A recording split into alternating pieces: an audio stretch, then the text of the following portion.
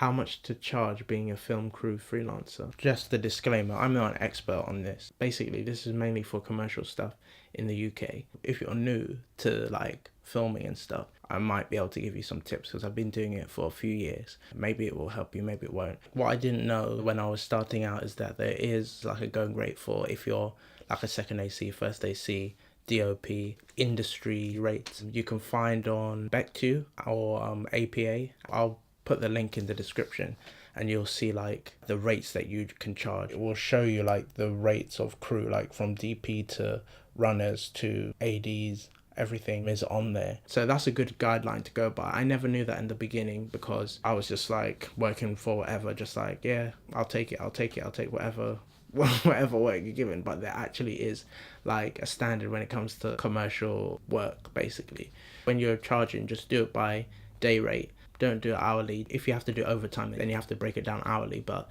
because no matter how long that day is, like a 10-hour day, then you charge like, this is my rate for the whole day. Don't do less than that because people will say, oh, it won't take long. It won't take long. It's just a couple hours, but you never know if it's going to be a couple hours or not. The thing is, you'll miss out on other work that day. A day is a day. Just do it by day. Trust. That's how most people do it. Even if like I've done jobs and I've been there for 2 hours and I charge them the same as if I would have been there for 10 hours. Everything after that is overtime.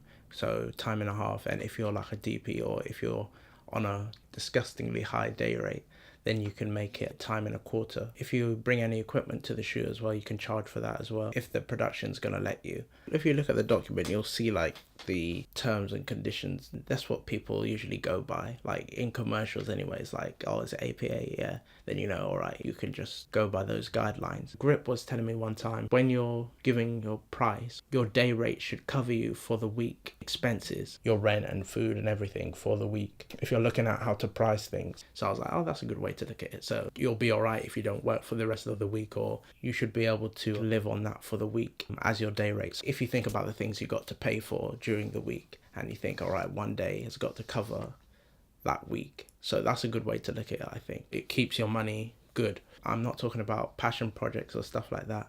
I'm just talking about actual commercial work. This is like a good guide to go by. If you're going far, like travel and food and petrol, whatever, you can add on to your invoice. This is like industry standard type stuff. Like if you're working with commercial production companies, they should be more than happy to give you that. Yeah, if they're a professional company, then they'll be like, yeah, they'll know what the standard is. Another good thing is like when someone asks your rate, like I usually ask, what do you have in mind?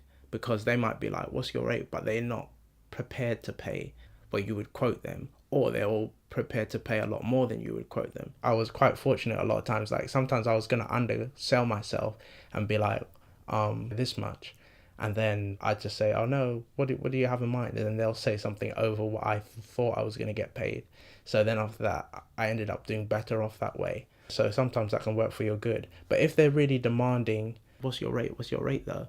Like, then you just give them the highest rate possible. Because once you start off giving them a low rate, they'll always call you for that low rate. They'll be like, well, you did it for that before.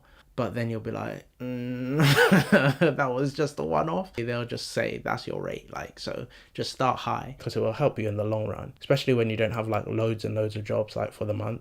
It will help you just stay afloat. Know what you're willing to work for or not work for, because you don't want to be doing a job and you're grumpy about, all right, I'm not getting paid enough. You just want to like say, all right, yeah, if you're going to do it, just do it. Or if you're not, then not. Like, but don't be that person who's like, oh, I'm not happy about what I'm getting paid. Just be happy about it and start high, because they'll always bring you lower. Don't go overboard. Don't say, oh, $5,000, £5,000. But well, who knows? Throw out £5,000, see if they say, yeah, all right, and they don't flinch. If they don't flinch, then you're like, okay. When I'm doing jobs alone, like when it's just me filming on my own and having to edit things as well, I'll charge for the day again, and I'll charge for editing days. You think about how many days it's going to take you, maybe 2-3 days. Sometimes you can do an all-inclusive price. You have to decide if it's worth it or not. But when it's just filming, then you're just like, all right, yeah, day rate. And it works out quite nicely, I feel. Make sure you charge for all those things. Renting of equipment, because sometimes you have to do that. Not everything you can use your own equipment. So sometimes you have to rent in extra lenses, or you have to rent extra bits of lighting, or you have to do little things, or you know, so make sure that you don't take a loss on that. What we do a lot of times is we don't account for the time that's going to take, like the day before, the day of, edit days, things like that. It seems like we'll always take a loss on that. But check out those rate cards. I think that's good info just for like a general film crew person in the UK. Just like, okay, yeah, now I know what the going rate is of my services. Try and price it as best you can. But I'm really just doing this video because no one told me about APA stuff when I first started, and it's just good to know.